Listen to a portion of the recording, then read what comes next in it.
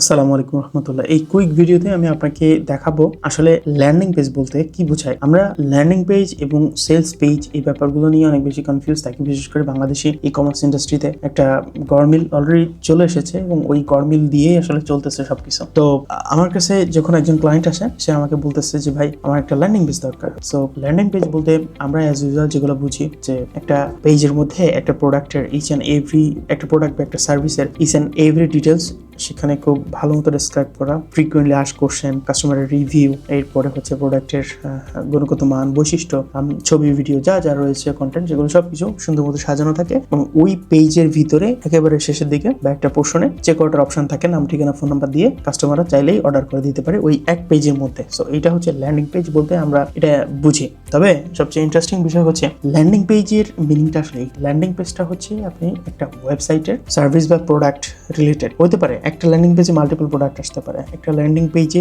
Just কিছু information থাকতে পারে, একটা ল্যান্ডিং পেজের মধ্যে যে কোনো কিছু হইতে আলটিমেট আপনার কাস্টমারকে আপনি যেখানে ল্যান্ড করাতে যাচ্ছেন যে পেজের মধ্যে, সেটাই ল্যান্ডিং। তো তাহলে এই ল্যান্ডিং পেজ আর আমি একটু আগে বললাম সেলস পেজ, এটার মধ্যে পার্থক্য কি? আমরা যেটাকে ল্যান্ডিং পেজ বলে থাকি সচরাচর, মানে যে পেজের মধ্যে চেক আউট ফর্মও থাকে, কাস্টমার অর্ডার করতে পারে নাম, ঠিকানা, ফোন নাম্বার দিয়ে, এবং প্রোডাক্ট বা সার্ভিসের ডিটেলসও থাকে, এটাকে আমরা ল্যান্ডিং পেজ বলছি। মূলত এইটাকেই ইন্টারন্যাশনালি সেলস পেজ হিসাবে জানা হয়, বলা হয়। সো এটা মূলত সেলস পেজ, অর্থাৎ যে পেজের মাধ্যমে আপনি সেলস নিয়ে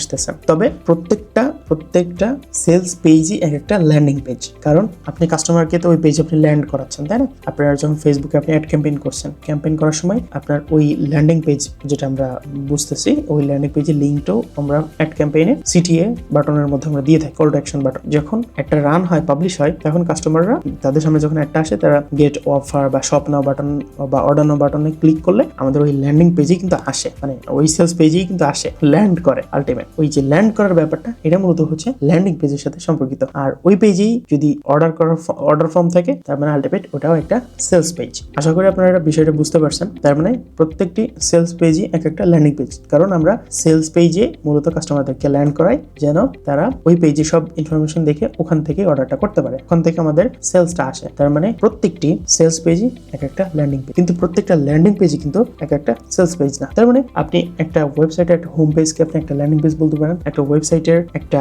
অ্যাবাউট আস পেজকে আপনি ল্যান্ডিং পেজ বলতে পারেন, যেখানে ডিরেক্টলি ওই লিঙ্কের মাধ্যমে আপনি কাস্টমারদেরকে ওই পেজে লিঙ্ক ল্যান্ড করাইতে পারেন এবং আপনার ইনফরমেশনগুলো আপনি সেখানে ডিসপ্লে করাতে পারেন তাকে। কিন্তু ওই পেজ থেকে যদি কোনো সেলস না আসে, তাহলে ওই পেজটাকে আপনি সেলস পেজ বলতে পারবেন না, ওই পেজটাকে আপনাকে বলতে হবে ল্যান্ডিং পেজ। আর যে ল্যান্ডিং পেজে আপনি সেলস জেনারেট করতে পারবেন, সেটাকে আপনি সেলস পেজ বলবেন। আশা করি আপনার কনফিউশন ক্লিয়ার। এরপরে বুঝতে অসুবিধা হলে কমেন্ট বক্সে কমেন্ট করে ফেলান। এটা নিয়ে খুবই কনফ্লিক্ট তৈরি হয়, ল্যান্ডিং পেজ আর সেলস পেজ।